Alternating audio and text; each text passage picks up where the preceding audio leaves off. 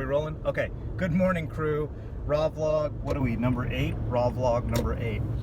Let's get into some channel news real quick. First off, I've noticed that raw vlogs tend to, for the number of views that they get, they have the most number of thumbs downs. Thumbs down. What do you call that? The most number of people indicate their dislike with a thumb down. Thumbs down. They thumb down it. In any case, cool. It's nice that people express themselves in that way. It's a kind of anonymous way to tell me you don't like the raw vlog. Let me know in the comments, is it that you don't like the subject matter, that you don't like my face, you just don't like these type of videos, maybe you disagreed with what I said. Whatever it is, sure, give me the thumb down, dislike it, but let me know in the comments what it is. That could just be a couple of words, but just be specific. If you really want to have an effect on the channel or just the YouTubes in general or the world, be direct, be specific, let me know what it is. Cool. Because I welcome it, please. I'm looking at my notes. I said I wasn't going to do notes. I'm doing notes. I'm at a red light so I can look at my notes. Other channel news, I need a freaking haircut. Anybody know a good place? Channel news, also, I'm gonna be, hopefully this Monday, I'll be putting out a video of some rad stuff that happened this last weekend, or actually I think it was on Monday. In any case, I got to ride with a bunch of people representing Santa Cruz. A core part of that crew was people from the Path Bike Shop, which, if you don't already know, the Path Bike Shop, specifically the location in Tustin, love those cats. I go there all the time, I support them, but I got to finally ride with some of them, which was awesome, and I've got a video in the works about that, so that should be coming out on Monday. Worst case scenario, I'll do a full pull on something. Yeah. So, which actually, riding with those riders really kind of brings me to what I wanted to talk about today. So, most of the times when I'm riding with people, I tend to be in the like, in terms of speed anyway, I tend to be like towards the faster ones. Not always the fastest, definitely not always the fastest, but towards the faster ones. And riding with that crew, I definitely saw with much more humility where I'm at in terms of speed, skill, and just rider ability.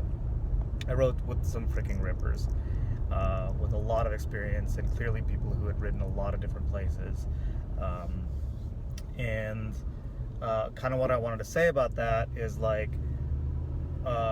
progression and humility are very, like, tightly related. I have found that riding with other people who are much better than me really lets me know where I'm at and makes me like understand my level of riding, and then gets me to push myself a little bit more. I have to be intelligent about that, obviously. If people are like going crazy, you know, insanely faster than me, of course I'm not going to try to keep up with them. I will, however, ride a little bit faster. Riding with these cats, I definitely PR'd a bunch of times, and I definitely rode lines on like Miracle Mile and stuff like that that I normally don't ride. So, good stuff. Humility and progression strongly connected together. Also, riding with these cats, I actually asked some of them their opinion on on 10-ply. Well, actually, I asked one person in particular their opinion on 10-ply, and then just overheard them talking about it a little bit. They actually really seemed to like that trail, and these are people that, you know, one of them had just done like avalanche. Some of them like were just, you know, they were riding all over the world. They knew trails way beyond what we locally ride here in Southern California, and yeah, it was interesting to hear their opinions, and I know that in the 10-ply video that I did, that especially the full pull, I got a lot of comments about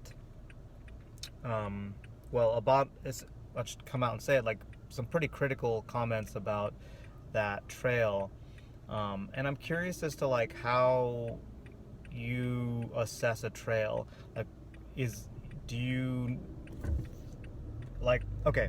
Personally, I don't really ever think of a trail as being good or bad. I think of a trail as being something I enjoy riding, something that challenges me, something that's really easy for me. How I relate to it. I never really kind of like attribute it to the trail itself, because there's different kind of builders, and the builders, diggers are often after different things, and they're working with different types of terrain. Also, really, when a trail is brand new, it's really hard to judge that trail unless you are really experienced and can really tell how it's going to wear in. Like for instance, like riding 10-ply later after it had gotten some water was a very different experience. It was a totally different trail at that point. But yeah, I'm just curious as to like how you go about assessing a trail. I've definitely, I draw the line when it comes to fire road. I've had people take me on a ride and say this is a super awesome ride, and it essentially ended up being a fire road climb and then a descent on a kind of unmanaged fire road, and it's just not my cup of tea. Anyway, coming back to 10-ply, what I found interesting about that trail is I think that what's going to be really good about 10-ply is that it is going to be a very different trail depending on the conditions. It's going to be, when it's dry, it's going to be crazy soft. I mean, probably hence the name, right? 10-ply, super soft. But when it's wet, it is a different trail for sure. Like the lines get a little bit more solid. It's got more grip, but then also because it's so soft and is going to probably be somewhat powdery throughout the year, when it does get rain, I think those lines are going to change. And I think there's also something cool about a trail that's going to have a lot of options, a lot of different ways to ride it.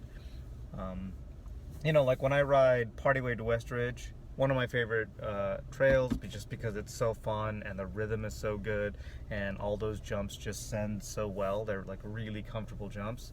I tend to like end up on a particular line, and then I'll vary it. The variations are minor compared to the whole trail.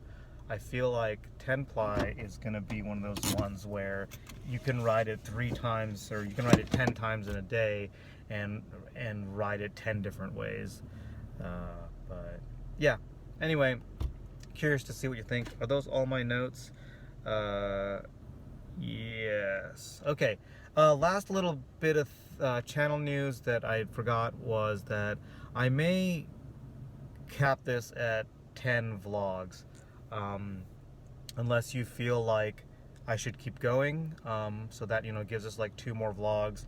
Also, maybe if there's something you want me to talk about that I haven't been talking about, that would keep the thing going. I kind of like it because it gives me the opportunity to just kind of spiel, and lets me make use of my time driving to Stell in the morning. But if you're not really getting anything out of it, I think a lot of you are getting something out of it because of the response I'm getting in the comments.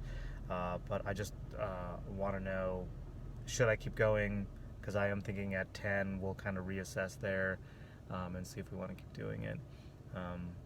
So yeah, if I get a good amount of subject matter to talk about in the comments and stuff, then maybe I'll have more to work with. But yeah, let me know. Raw vlog number 8.